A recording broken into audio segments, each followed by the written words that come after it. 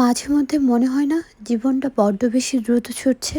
সকাল থেকে রাত পর্যন্ত শুধু দায়িত্ব, কাজ, পড়াশোনা, সংসারের একটার পর একটা চাকা ঘোরানো। এই অনবরত দৌড়াদৌড়ির মাঝে আমরা কিন্তু একটা জিনিস প্রায় ভুলে যাই, সেটা হলো আমাদের নিজেদের মানসিক শান্তি আর ছোট ছোট সুখগুলো। আসসালামু আলাইকুম এভরিওয়ান, কেমন আছেন সবাই? ওয়েলকাম করছি সবাইকে নতুন আর একটা ভিডিওতে। হোপফুলি আপনারা সবাই আল্লাহর রহমতে অনেক অনেক ভালো আছেন। আজকে যেহেতু ডে অফ ছিল আমার, সো আমি প্ল্যান করেছি যে আজকে যেগুলো পেন্ডিং কাজ আছে সেগুলোকে ফিনিশ করব। আর সেজন্যই সকালবেলা কোনো ঝামেলা ছাড়াই হাজব্যান্ডের হাতে চা, ক্রুসন আর টোস্ট বিস্কিট দিয়ে সকালের ব্রেকফাস্টটা খুব তাড়াতাড়ি ফিনিশ করেছি। আর যেহেতু গ্রোসারি শপিংয়ে যাব, সো আমি এখানে একটা আবায়া পরেছি আর সাথে ম্যাচিং করে একটা হিজাব। আর যেহেতু আজকে ওয়েদারটা খুব বেশি হট ছিল না, বাট রেইনি ছিল, সো আমি জাস্ট একটা হুডি নিয়ে নিয়েছি। এই বৃষ্টির মধ্যে আমাদেরকে বের হতে হয়েছে আমার ছোট্ট বাচ্চাটাকে নিয়ে। আমি অনেক বেশি কনসার্ন ছিলাম যে ও ঠান্ডা লেগে যাবে কি না। যাক, আল্লাহর রহমতে ও ভালো আছে, সুস্থ আছে। ঠান্ডা লাগে নাই, যেহেতু বৃষ্টির ফোঁটা পড়েছিল তাই আমার এটা কনসার্নের ম্যাটার ছিল। এনিওয়ে, আমি ওয়েদারটাকে অনেক বেশি এনজয় করছিলাম আর আজকে অনেক বেশি ট্রাফিক ছিল রাস্তার মধ্যে। সো আমরা যে টাইম ফ্রেমটা নিয়ে বের হয়েছিলাম সেটা থেকে আমাদেরকে এক্সিট করতে হয়েছে, কারণ ট্রাফিকের কারণে আমাদের লেট হয়েছে। আর আমাকে আর্লি ফিনিশ করতে হবে কারণ ছেলেকে পিক আপ করতে হবে। সো ফার্স্টে বিএনএমে চলে এসেছিলাম। এখানে আসলে তো মনে হয় যে অনেক অনেক বেশি টাইম নিয়ে আসার দরকার, কারণ শপিংয়ে আসলে আর বিএনএমে আসলে আমার কাছে মনে হয় যে আমি অনেক টাইম নিয়ে দেখব, অনেক কিছু কেনাকাটা করব। বাট আমার হাতে তেমন একটা টাইম ছিল না। এখানে যে বক্সটা দেখছিলাম সেই বক্সটা অনেক বেশি অ্যাস্থেটিক মনে হয়েছে, বাট এই মুহূর্তে আমি কিনতে পারি নাই কিছু বাধ্যবাধকতার কারণে। এনিওয়ে, আমার কিছু আইটেম কেনার ছিল। এখানে আমি কিনতে চেয়েছিলাম ওয়াল হ্যাঙ্গিং শেলফ। আর সবার আগে আমার বেকে বাবল কিনে দিতে হয়েছে। আর মেইনলি আমার বিএনএমে যাওয়া হচ্ছে আমার ইনডোর প্ল্যান্টগুলোতে কিছু সয়েল দরকার আর কিছু আমার পট দরকার, ইনডোর পট। সো এগুলোই দেখছিলাম, বাট মেইনলি যেটার জন্য গিয়েছিলাম সেটা পাই নাই। আর এখানে আমরা শেলফ দুটো নিয়ে নিয়েছি, আমি সেটিং আপনাদেরকে দেখাবো।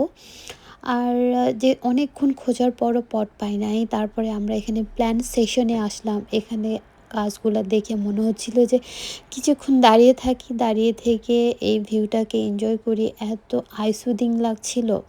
তারপরে আমি এখানে অনেকক্ষণ টাইম নিয়ে পটগুলো খুঁজলাম, বাট পাই নাই। এখানে গাছগুলো অনেক চিপ ছিল, অনলি 250, বাট আমার বাসায় মোটামুটি অনেক গাছ হয়ে গিয়েছে। এগুলোকে আমাকে অর্গানাইজ করতে হবে, দেন আমি নতুন প্ল্যান্ট কিনতে পারবো। বাট অনেস্টলি বাসায় এসে অনেক বেশি খারাপ লাগছিল যে আমি অ্যাটলিস্ট 2টা প্ল্যান্ট কিনতে পারতাম, বাট আমার কেনা হয়নি। এরপরে আমরা ফার্ম ফুডে এসেছিলাম। এখানে কিছু ইম্পর্ট্যান্ট জিনিসের খুব বেশি নিড ছিল, তো এগুলো আমরা শেষ করে দেন আমরা আবার যাব একটু আপটন পার্কে। সেখানে কিছু গ্রোসারি কেনার দরকার, খুব বেশি ইম্পর্ট্যান্ট গ্রোসারি, এই জন্যই আমাদেরকে এই রেইনি ওয়েদারেই যেতে হয়েছে। এরপরে আবার বৃষ্টি শুরু হয়ে গিয়েছে, বাট আমাদেরকে যেহেতু ছেলেকে পিক আপ করতে হবে, সো আমরা এই বৃষ্টির মধ্যে আবার বের হয়ে গিয়েছি। এনিওয়ে, এই ছোটাছুটি ব্যস্ততার মাঝেও আমরা নিজেকে কিভাবে সুখে রাখতে পারি কিংবা সুখে থাকতে পারি, সেটার জন্য আমার কাছে যেটা মনে হয় সেটা হলো নিজের জন্য 5টা মিনিট বের করা। সেটা যত কিছুই থাকুক না কেন, যত কাজই থাকুক না কেন, এই 5টা মিনিট নিজের জন্য বের করে সে 5 মিনিট সব কিছু থেকে বের হওয়া, সোশ্যাল মিডিয়া স্ক্রলিং থেকে বের হওয়া কিংবা জীবনের অন্যান্য কাজ থেকে নিজেকে একটু ছুটি দিয়ে 1 কাপ চা নিয়ে বাইরের দিকে তাকিয়ে থাকা কিংবা নিজের শ্বাস প্রশ্বাসটাকে অনুভব করা। আর এই 5 মিনিট আমার কাছে মনে হয় আমাদের ক্লান্ত মস্তিষ্কটাকে রিচার্জ করতে ম্যাজিকের মতো কাজ করবে, তাই না? সবচেয়ে বড় কথা কি জানেন, আমরা বর্তমান সময়ে নিজেদের জীবনটাকে নিখুঁত বা পারফেক্ট করতে গিয়ে এক্সট্রা যে মানসিক চাপটা নিয়ে নিই, সেটা হচ্ছে আমাদেরকে কমাতে হবে।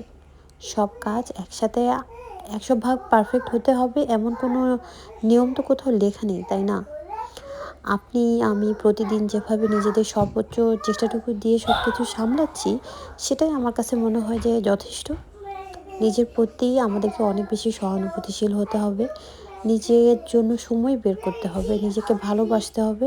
কারণ নিজের ভালো থাকা, নিজেকে ভালোবাসা, আপনি যখন নিজেকে ভালোবাসবেন, নিজেকে ভালো রাখবেন, আপনার আশেপাশে আপনার কাছের মানুষরাও আপনাকে ভালোবাসবে, তারা ভালো থাকবে। আমার লাইফে আমি অনেক আপস অ্যান্ড ডাউন দেখেছি। এমনও সময় গেছে আমার লাইফে যে আমি নিজেকে নিয়ে ভাবার সময় পেতাম না।